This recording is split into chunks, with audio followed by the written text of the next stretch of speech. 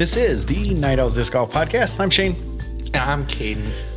Not JP. Yeah, what's up? This is like Groundhog's Day. Yeah, Kinda. Third time's the charm. Yeah. So, insider scoop. We just went through this episode. Yeah, pretty Completely. much. Yeah. 100%. We just didn't do the sign off.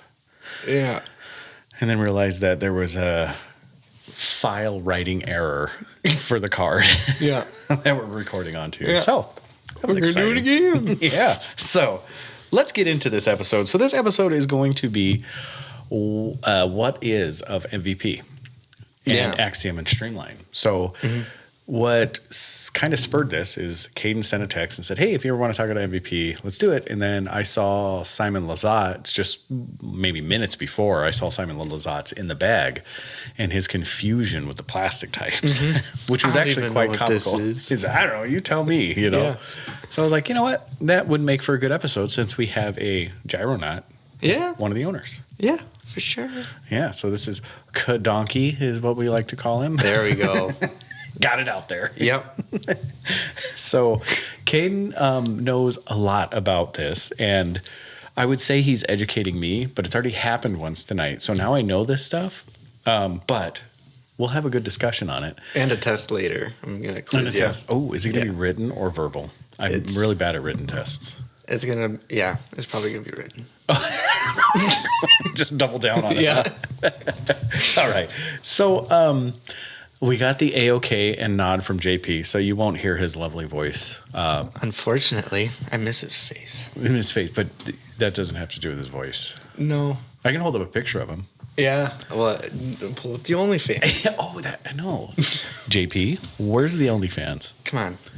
See, this is already starting out better because we didn't mention OnlyFans last time. Yeah, see? It's coming together. I like it. All right.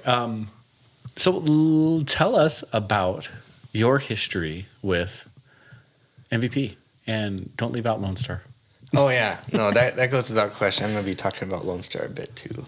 Okay. But MVP, it was first disc I ever actually owned was a MVP Proton soft ion that Bjorn got me when he was getting me into playing.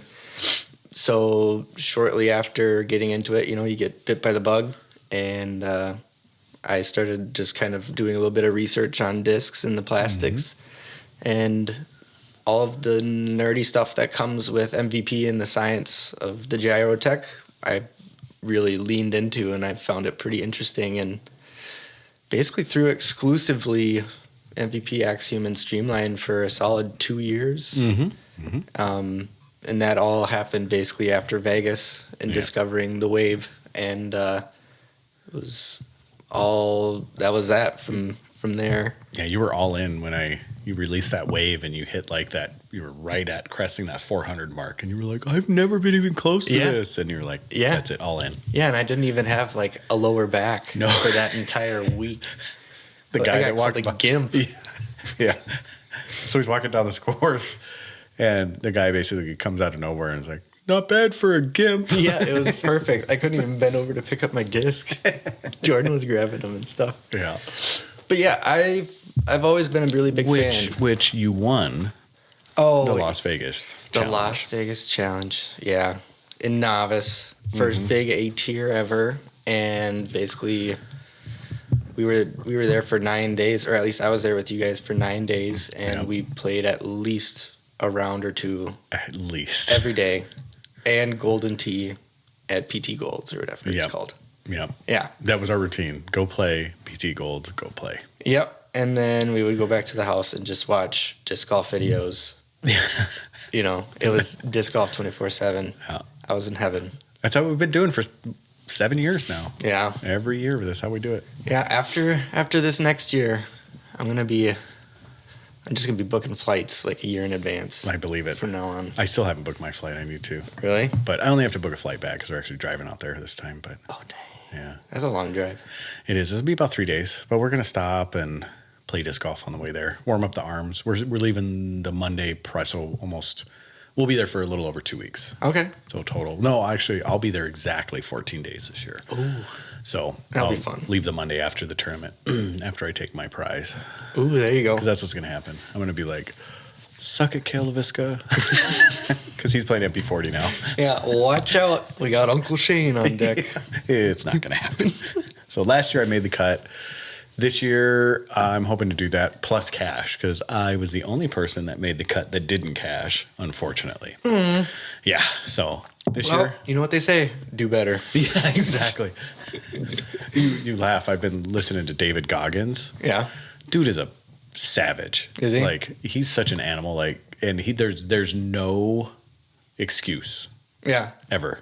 Just gotta do it. Just do it. Like, shut up and do it. Yeah. And then the guy I listened to before that was Cameron Haynes. I was listening to his book called Endure. Yeah. Same way. He's like, I don't care. Work harder. Yeah. I mean, he went on a whole slew of things like, your grandma dies? I don't care. Work harder. Like, straight savagery. Like, it was crazy. Oh, man. So that was my mindset for the past month has been that, like, I don't care. Work harder. Shut up. Just do it. Quit complaining. Just do it. Yeah. So, maybe we should talk about MVP, you think? Yeah, I think eventually. All right, let's do this. All right, we're going to go over all the plastic types. Since Simon himself didn't seem to know the plastic types, maybe he can listen to this one. Yeah. And it'll help him out a little bit. Must be a reference guide for him. Yeah, exactly. And for all you folks out there, because like it or not, I mean, MVP has a huge grip on disc golf and disc golf community and molding in general. But for some reason, they're still a fringe company. Yeah. I don't think anymore. But No, not since. Well, James Conrad really took it, really brought them into the spotlight. I do feel like, it kind of weaned back a little bit. Yeah. Well, after the holy shot, I mean. Yeah. But now with Simon, it's going to be a completely different game. Agreed. The popularity of MVP, Axiom, and Streamline I think it's going to be drastically more. Agreed. Yeah, we had talked about on the last recording that didn't record. Red light still, by the way. Good. The last recording that didn't record, we talked about their. I made a bet. I didn't make a bet. It wasn't a real bet. It was just talking on a group chat that MVP is going to get a huge following boost in social media, and they did. It wasn't as big as I thought it was going to be because I said they went from 40,000 up to 42.6 or something is what we just saw. Yeah, I thought it was going to be like 55,000. So I set the over under at 55,000, and I was the only one that picked the over. So it's the disc golf community. It's a little smaller. It is. It'll take some time. Yeah, I think it'll get there pretty quickly. Probably obviously quicker than before LVC. Simon didn't. Yeah, I think so. And I think once Simon wins LVC, then it'll be even more. Yeah. He'll be on ESPN. He's gonna be doing all this stuff. He's throwing aces on every hole. Yep. Yeah, no problem. 1,000-foot hole, absolutely ace. It's gonna roll and then just ramp up. No, the gyrotech will keep it in the air that long. Yeah. No. Hey, if the wind is right. 1,000-footer, no problem. Yeah. So we're going to talk about plastic. So plastic is kind of a mystery in MVP because they have such cool plastics. And then we'll talk about the brands that they carry and what the difference is between them. And then we'll talk about some of the unique stuff that happens with MVP and the brothers, I guess, the three kings. I don't know what you call them. But basically MVP, Axiom, and Streamline. So, all right, let's get into it. I'll let you take over from here. Okay. So the first one, we're actually going to do two of them together. It's going to be the Neutron plastics. They have standard Neutron and Cosmic Neutron. These are their flagship, standard but premium-ish plastic. You can compare it to a Star.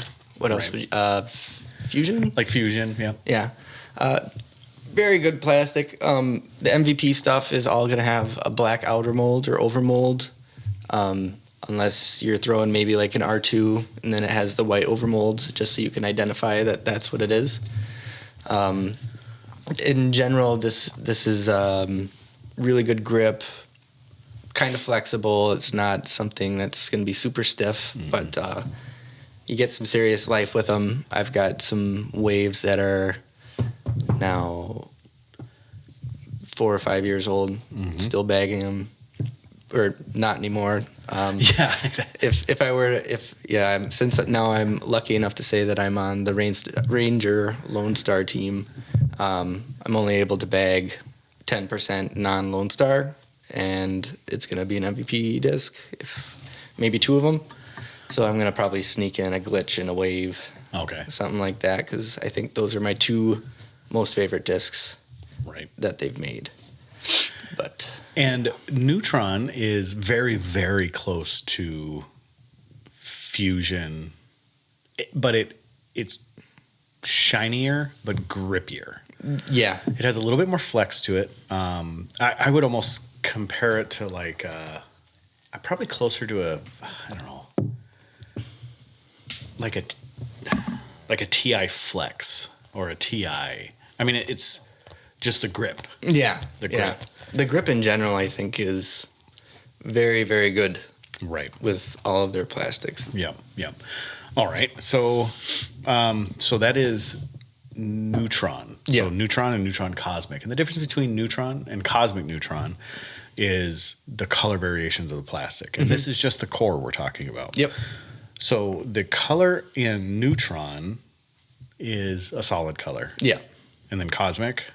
Multiple different colors, swirls and bursts, stuff like that.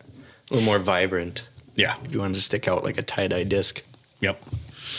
All right. So then we move on into Proton. Proton is awesome. Proton is a C-line or a champion type plastic. Lucid, yeah. Z. Yeah, it's a little more rigid than Neutron in general, but very, very durable. I think that this is something that has maybe a little more longevity than the Neutron plastics. On the website, it actually says designed to withstand the roughest conditions. Wow, that was a struggle. And their C-line, their Proton is clear. And this is a pretty old disc. Yeah. And it doesn't cloud like Lucid and Champ. And I don't know about Z. I don't throw a lot of Z. Yeah, I'm not sure. I have a Comet in Z. No, the one I have is Big Z, and that clouds a little bit. But this just simply does not cloud. It doesn't get yellow. Like this is a clear one. And I mean, it yellows. No, it doesn't really even yellow. Like, I mean, it's beautiful plastic. Beautiful, beautiful plastic. Yeah, and I haven't had any issues in terms of, flights after smoking some trees, anything like that. You can tell a difference in the quality of plastic. I mean, honestly, in my humble opinion. Yeah, no, I've got some discs by them that they've been seasoned pretty hard, and they've gone through many years of disc golf. Yeah, and they're still fairly true to their flights. Yeah. And that is one of the things that makes up MVP and Axiom is the durability of the discs and how they don't beat in as quickly as. So when you do finally get one seasoned in, you better have one right behind it because it's going to take a long time to get that next one seasoned in. Pretty much, yeah. Yeah, the variation that you get in flight after seasoning it becomes, like a best friend type deal. But you still have the reliability if you've got something that's a little more overstable. Yeah. Which is why this Envy, I don't think it'll ever go anywhere. Yeah, I bet. And I've always said, and I said this last time too, but I've always said that Envy is probably one of the best throwing putters ever. I just simply don't bag it, but it is by far one of the best throwing putters ever. Okay, Plasma. Plasma is going to be very similar to like Titanium by Discraft. It's going to be pretty gummy. I think it's super grippy. That's the Pyro. Plasma, also you can get it with, I don't think they call it Cosmic Plasma, but you can get plasma discs that have that swirl, that burst. That shipment that we had some servos and waves that were really, really vibrant and colorful, and they kind of had that cosmic colorway. Yeah. But really, really good grip. It's probably my favorite plastic in the lineup, just in terms of the appearance, how it feels, even throwing wet.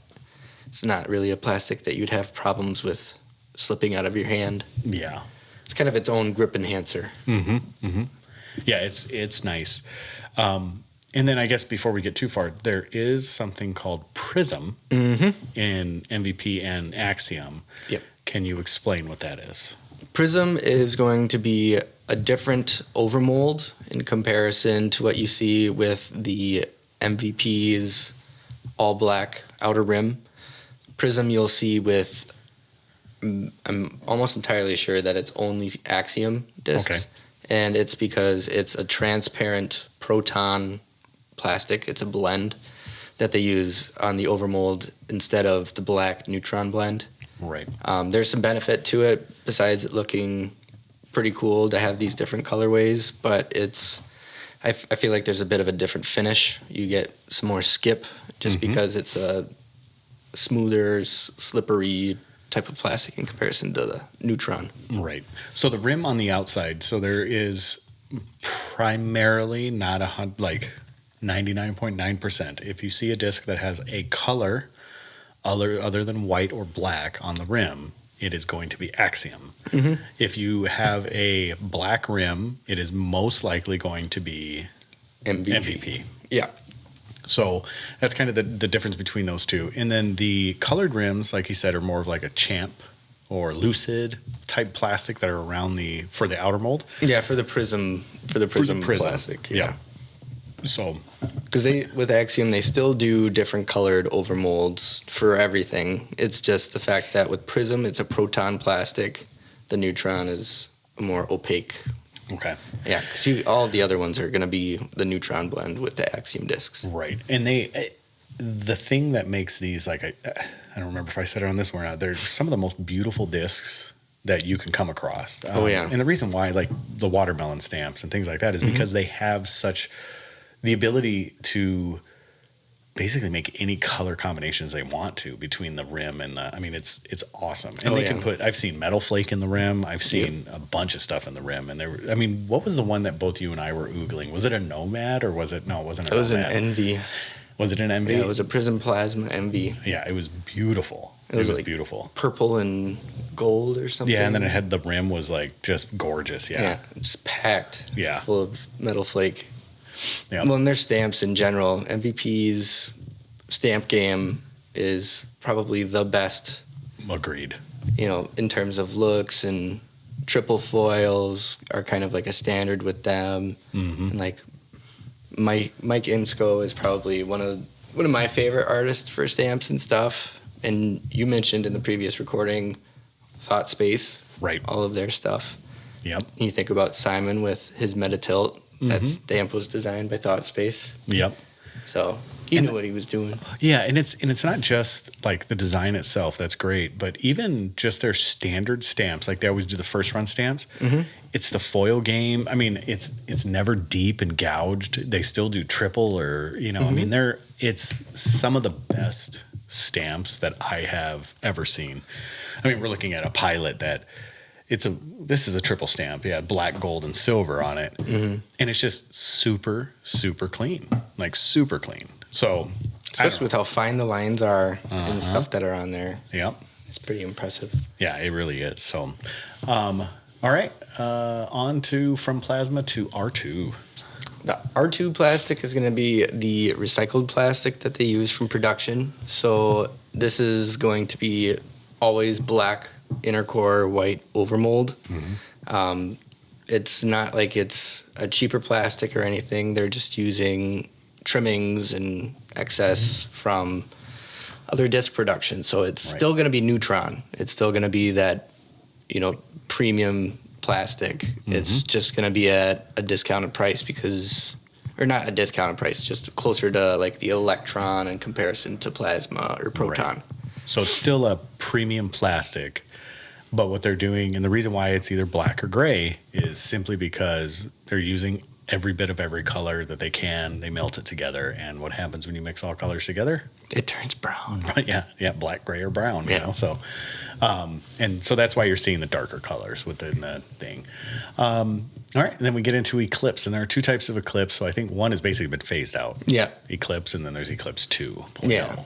Well, and at one point they actually did the glow where it was just the outer mold or the over mold. Okay. That was when I was still buying discs from Amazon. Yeah. Yeah. Those are cool, I bet. Yeah. And now the Glow 2.0, you've been around anyone with one, their glow is some of the best on the market. And I would put it on par with Castoplast. And not only that, I would also put Lone Star's glow right up there with them. But the Eclipse plastic is going to be slightly more stable. It's going to kind of follow the standard, stereotypical flight. It's going to be a little more stable than what a standard premium plastic would be. Okay.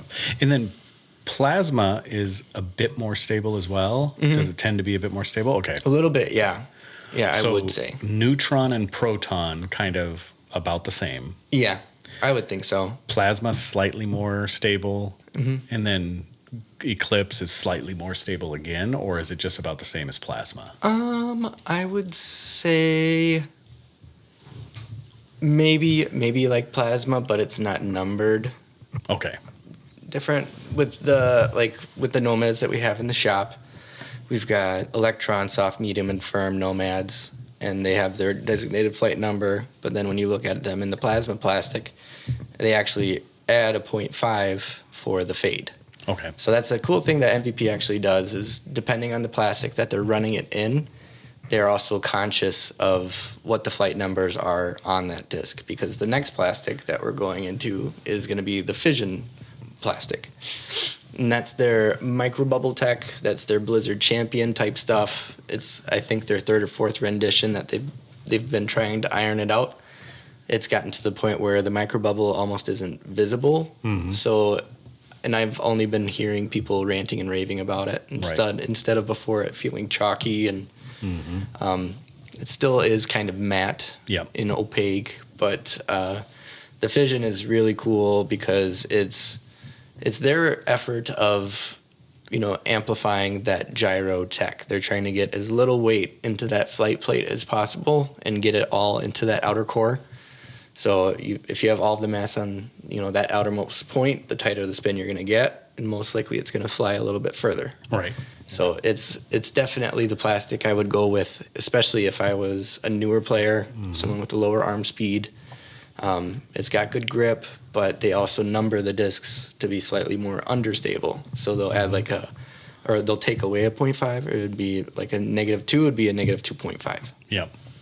And I have heard, now this kind of makes sense scientifically in my mind, but I have heard that lightweight discs not only are less stable, but also finish harder because the effects of gravity are greater or however it goes whenever they finish, but I guess it's exaggerated the whole way. And I forgot who said that, but it made sense in my mind. But now that I'm saying it, I don't know if I understand it. I think there is some weight behind it. I don't know about the finish, but I do think that initially it is more understable in general. Yeah, because you can get so much more torque. Yeah. So. Well, and that's what he was kind of explaining it as. When it finishes, what it is the finish or the fade of a disc is it getting to the ground. He says as your lighter disc at the very end is going to fade less, or it's going to even stay in the air longer for the fade because it fades more because it glides more at the end because it's not trying to get to the ground because it's not as heavy.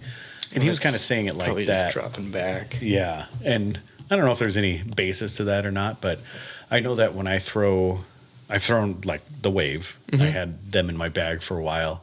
And that might go back in my bag once I get back to drivers. Yes. The Fission plastic I felt was a great wide open disc. Like I could throw it and it would go. It was a great disc. But it is, in my opinion, with the way that I throw, it was too understable. And not unpredictably understable. It was just too understable. Yeah. No, it's more of an open field. Tailwind. It's an open course type disc, unless you've got one that's beaten down and you know that you can hyzer flip it at like 60% arm speed. Right. And it's still just going to fly dead straight. Yep. Because they're like, I think that the Wave is probably one of the better control, understable drivers that I've ever really gotten to throw. But something to be said about that it is, you still got to get it up to speed. Oh, yeah. So when you say understable driver, a wave is a 12 or an 11. So a wave and an 11. So you still got to have the speed to get up to an 11. And, and I think there's most disc golfers, most upper level disc golfers, like, so not very, very beginners, will have the ability to get up. Like 11 speed, I think, is kind of the top. 12 is like upper echelon. But an 11 speed with those waves, you can get up to speed. Oh, yeah. And you'll see the full flights out of those, which is great. So, all right. So that was Fission. And like you said, Fission is, it's not, you look at Blizzard, Blizzard is sloppy. Yeah. The bubbles in Blizzard is sloppy. They're long and narrow. And they're just flight plate and all stuff. Different, too. I mean, they like, there's no consistency in how they inject the air into those. A Fission, beautiful. Yeah, I feel like they've got some sort of aerator, percolator type setup or something. Because you can't even really tell anymore. No, it's beautiful plastic. Yeah. All right. Then you get into the baselines of it, which is still some of the best baseline plastic in the game, without a doubt. Yeah, it's definitely some quality stuff. So it's going to be called Electron plastic. They also have it in Cosmic Electron, so same plastic, just some color variation, some swirls and whatnot. So in terms of baseline plastic, I would say, like Shane said, some of the higher end baseline plastics that you'd come across. It's not like a DX or anything. It's more, what's the DD? Like a classic. Yeah. Yeah, but it's even more like a classic hard, if it was a classic hard. It's a stiffer, harder rim. Yeah. Oh, this is firm. Okay. But it's like classic. If you would give classic. The grip, the feel, everything, but you can tell it feels better. Yeah. I would even say it's similar to Supreme, or what's the other one? Supreme and Sense. It's similar to Supreme and Sense, grip wise. So, but there's just this rigidness to the rim that you don't get with base plastics in most other base plastics. No. You know, because you talk about Lone Stars, Victor 102, you don't get this rigidness in the rim like with Victor 1, Victor 2, or even with Classic. You don't get that rigidness. It's definitely pretty stiff. Yeah. Because in comparison, I putt with the penny putters. So for me, that's like that is the same as, it's the same flight numbers as a Pilot, because I throw it in the Victor 1, so it's a soft plastic. But you do notice if you use it as a throwing putter with that baseline plastic, if you do smoke a tree, you know, you gotta just be wary and see what's going on. I didn't really do much throwing with my Pilot putters, but the Pilot putters, in comparison to my penny putters, I feel like they're actually they're breaking in at about the same rate. Okay. So, but there is a very nice premium feel to the Electron plastic by MVP. Great. So to recap, Electron and Electron or Cosmic Electron. So Electron is solid color. Cosmic is like burst. All right. So those are the plastics. The notable things that I would like to point out about the overmolded, so that's MVP and Axiom. This does not count for Streamline. I don't have a lot of experience with Streamline, but this does not count. Is that most of them are all flat top. Yep. I feel like I know I've said this before. Yeah. But I haven't. That was recorded. Yeah. But they're almost all flat top. Everything that you grab that is overmolded is flat top. Not puddle top. I don't know if I've seen very many puddle tops. Maybe once you start getting into them, like the Glitch, maybe it has a little bit of a puddle top, but they're all just super flat top discs. And I like that because I like flat top discs. I don't like domey discs. Yeah, you want to throw a dinner plate, get a Fireball by Axiom. Are they really, really flat? Yeah, that thing, it looks like you could cut your head off. So, and then like I said, the other bright things, their stamp game is on point. Their quality of disc and plastic, generally the plastic, is just amazing. And you don't get the variations in MVP and Axiom between runs as far as their flights go, like you do with almost every other manufacturer, because the consistency of their plastic is impeccable. I mean, for the most part. Now they will run through some stuff with like the Fission plastic. They had some issues in the early runs of Fission that wasn't good, but they corrected it, and they were outward about it. I mean, they never tried to hide it, never tried to put it behind any screens. So, all in all, I love it, and I'll tell the story.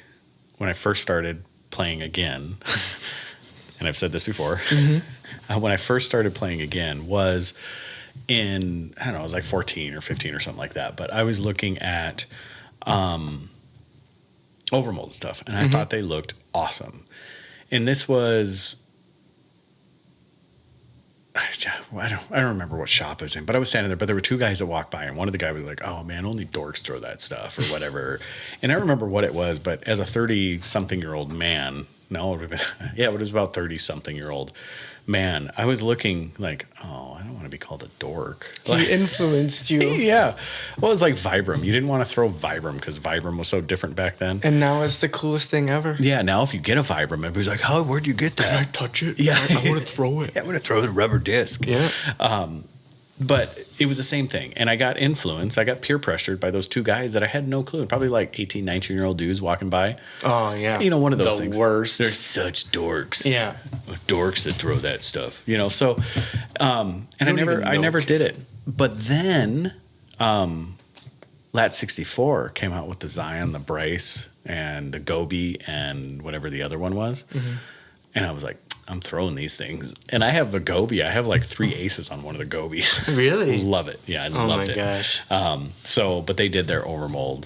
They did like 3 or 4 discs, I think, with their overmold. So Well, and Innova had the Atlas. oh, the that Atlas overmold. Well, didn't they also have the Nova? Yeah. I don't like how they have the. They have like nubs to connect their flight plates. Yeah, I'm not a fan of that. No, it's I don't like gross. the feel or anything. It's gross. So last recap: MVP, black rims, black overmold, Axiom, colored overmold for the most part. R2 is traditionally going to be white overmold, and Streamline, No it's just like every other disc. Yep. So I'm excited to see what Simon's going to do. I'm excited to see where this is going to go. I think, like you said, James Conrad made a big difference for MVP a while back, and I think the Holy Shot made all the difference in the world for MVP. Yep. Because when he moved to MVP, it wasn't a big shocker. No, it wasn't big news. It wasn't anything that was like blow your mind. They were due for a bigger pro. Exactly. So James Conrad won Worlds, hit the Holy Shot, and that was they Huge. went nuts from them. Yep. And they And- kept up with the demand for those commemorative MBs. They did. And that's because in the last year they produced more discs than they did in production for all Ever. other years Yeah. combined. Yeah. You know, so and if you watch some of the signing day video, there are still additions that they don't even have finished walls. Yep. They should have shown Simon throwing down this like 300-foot long empty warehouse. I mean, it's quite amazing what they're doing, and I think they're going to become truly in the limelight. They're already a huge manufacturer. They just don't get that response like Discraft and Innova and Lat 64 does. So no, I'm excited. So if you go onto their site, there is a tab that says technologies, and then it explains the theory behind the gyro science and the overmold and the core. And it also has the technology of fission. And then also the MVP network. So this doesn't include Thought Spaces and other brands that they mold for. This is just their brand. So they have MVP, Axiom, Streamline, Hive Disc Golf, and then their Pro Shop. But they also have circuit events, which is kind of like their trilogy challenges and things like that. And in that is Space Race and what's the other one? Circuit Challenge. So if you ever wanted to do something like Space Race is where you get 1 or 2 discs, 2 discs. So they'll give you 2 discs. It might be a night round too. Right, yeah, because they look like they're both glow. So anyway, it does like it's basically a tournament in a box is what they're doing. So for those of you that want to jump on this hype train and you run events or you don't run events, this is probably one of the easiest ways to get on the MVP hype train and push out some of these events. So they had a circuit challenge, I think, at like Ohaus or something recent. Like I think year. Brad Zarowski ran it. Wings Disc Golf, I think, was the one that ran it. So I think it's great, man. I like what's going to happen with MVP, and I'm curious to see how Simon is going to influence just basically this disc manufacturer. I think he's going to have just as good of an effect on MVP as Paul had on Discraft. Well, he basically has the same type of contract. It's a 10-year, $1 million per year deal, right? So the details aren't 100% for certain because he's technically not allowed to talk about them. But the rumor out in the disc golf world is 10 years, 7 figures a year, plus disc bonuses, plus a 6-figure bonus. Yep. Yeah, on top of that, signing bonus. And from what I understand, they had to pay Discmania the contract out for Discmania of $1 million. That's unreal. So they got to sell a lot of gyro. Oh, yeah. I don't think they'll have a problem. I don't think so either. I think that he's going to have some sort of input and benefit to the Maple Hill course now. Right. You know, I think I never thought about that either. Yeah. That's his one of his favorite places in the world. And I think they're going to be like, okay, well, we're going to allow you to actually like design some of it. Well, and they said, he's going to have his own disc line as well. So I'm super excited about it. I'm excited to see what happens. I'm excited to see the growth of the company. And I'm also excited to walk around and just like Discraft around here. You never saw Discraft in someone's bag. And if you did, you knew it was somebody that was carrying like a trash bag or like a grocery bag with like 4 discs in it. And they had a nuke in there. Yeah. Is what it was. Yep. And you would see buzzes. But outside of that, that was all you saw. And then Paul Macbeth comes along, and half of our inventory is Discraft because of it. I mean, simply. Yeah, let me get a Luna. Yeah. Get a Luna. Seriously. Can I get a Force? Can I get a... Yeah, serious. So, and I think that's basically what's going to happen with MVP. I think our section of about 8 bins of MVP is now going to go to probably 10. Yeah, I think it'll just take over Innova. Yeah. You know? Because Innova, we say this, Innova has never been a big seller for us. And even requests. Yeah. The only people that we see come in for it, and this is not a stereotyping. If you throw Innova, I understand. I started throwing Innova. I'm very loyal. I was very loyal to Innova for a long time. But it's usually new players that come in because it's the Walmart brand. Yeah, it's the brand that most everybody accessible. Picks up. Exactly. Yeah. And, some of the big players used to play with it. And I think we still have some of the old school folks that still really latch onto Innova. There's not many new players that latch onto Innova. No. Because we have these boutique brands that are coming up that are just killing it, like Lone Star and Castoplast. And I mean, I can go on and on. I think the 3 of them, Lone Star, MVP, and Castoplast, are going to basically replace like DD's Trilogy, Innova, and then whoever else. Yeah. You know, whoever other big name was there. I think that MVP, Lone Star. I think Discmania might be on its way out too. Yeah. Especially with him leaving. Because Eagle is awesome, but Eagle is not Simon. No. And I think, retiring the Crush Boys and stuff is actually like an appropriate move. I agree. But what's gonna come from that? Like, right. What do you got now? Yep.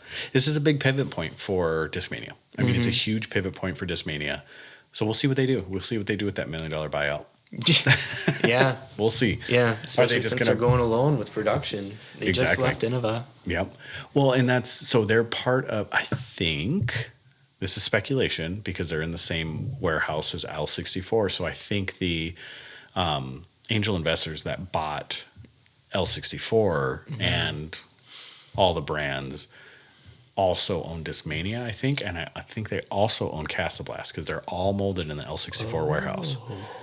So I think they're all ownership. Now that's just putting pieces of the puzzle together. Super sleuthing it. Yeah. So I think.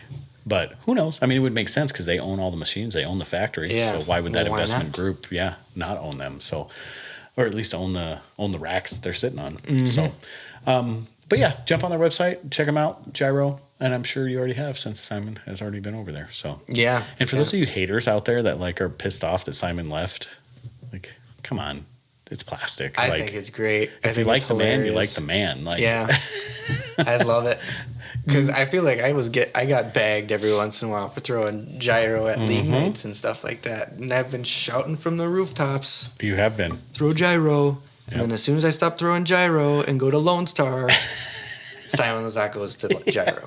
And now everybody thinks it's the coolest thing in the world. Yep. And guess what? I'm moving on to later and greater things. Yeah. So Lone Star, Josh, I'm gonna advocate to you. Got to make something similar to a glitch, but name it the Burro. Burro. Yeah. And then Kaden will immediately stamp the Kadonkey logo. Yep. Yeah, I'll probably order about 300 of them and just go to random tournaments and hand them out. Just peddle them. Yeah. I like it. And they'll be like, who's this Kadonkey guy? Yeah. And then I'll have like a tattoo of Harvey's face on the rear end. Oh, I like it. Burro. Usually where there's like the heart with the arrow through it, it'll be Harvey. Yeah, Harvey's beautiful face. Love it. Love it. All right. Well, so here is the pitch that we always have to do for the shop. Yeah. And we have a lot of envy, a lot of nomads. We actually just got a pretty decent restock with that nomad. I mean, with the nomadic disc golf. So we got quite a bit, and we will be ordering some more. I'm just waiting for the Lazat. What happened there? My mind just like skipped a beat, I think. We will have those as soon as those Lazat hexes come to fruition. Oh, yeah. And they get on the order form. I'm going to jump on those, and then I just need to know whether I need to order 100 or like 1,000 of them. Like, well, I don't know. I don't know if I think they'll produce for the demand because that's what they did with the commemorative MVs. Yeah. I feel like MVP is pretty. They're not scalper friendly. No. You know, they want everybody to have access to the discs. Yep. So. Well, and then why not put them out there and get the money that they can get out of them? So if they can sell 70,000 of them, sell 70,000 of them. I mean, and that's their mentality. Whereas for a while there, Discmania was one of the infamous ones for doing that, where they would produce like, well, Innova would do, like 1,500 or 2,000 of them. And like the sexy birds and stuff. Yeah. So, but we got them. So we got a pretty decent lineup right now of MVP, and we will be restocking. And then also, just because you're on, we're going to be doing the Lone Star as well.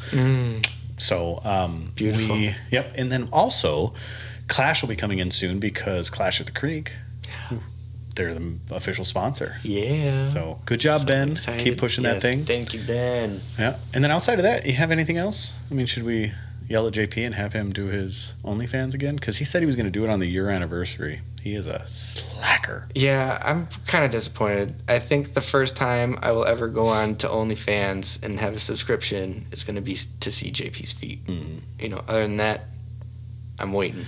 I don't believe you. I've been stacking dollar bills just to see these feet. Yeah. And then other than that, nah, I don't think I got anything. All right. Show up to putting leagues. Yeah. Every Badger Monday State night. Brewing. Badger State Brewing Glow in Green leagues Bay. in Algoma on Wednesdays. Wednesday nights. Get out there. Be subpar. Yeah, keep it subpar. Keep it subpar. Do those kinds of things. All right. Yeah. And I think outside of that, thank you very much. Thank you. We love you, Tay. Is that what you're going to say? Oh, yeah. I love you, babes. You got to edit that out. That's gross. Oh, no. That's in there. That's cringe right there, buddy. I wish I could see her now when she listens to this because I feel like it's just going to go oof. For those of you who don't know, Taylor is his wife. She's my beautiful wife. She's a wonderful young lady. Yeah. And she's away from him right now. I think she's the reason why I'm living in a house. As opposed to a van down by the river? No. I don't. She's good. She's good. Yeah. She's good for you. She's good people. She makes me stumble on my words. Yeah. Good. Still. Yeah. Okay. Well, of course. Even when you're yelling at her, do you like... Oh, I don't yell at her. No. Never. You never take that tone with her? Are you kidding me? Come on. It would be more like... Taylor. Oh, wait, no, I can't even... No, it'd be Tay. Oh, okay. Yeah. Sweetie, honey. Yeah. Okay. No. All right. With all that said, JP, get on the ball. Give us an OnlyFans. And no, there's no edits. This is all raw, homie. Oh no. This is all going in there. Oh no. All right. With all that said, keep us up par. Peace.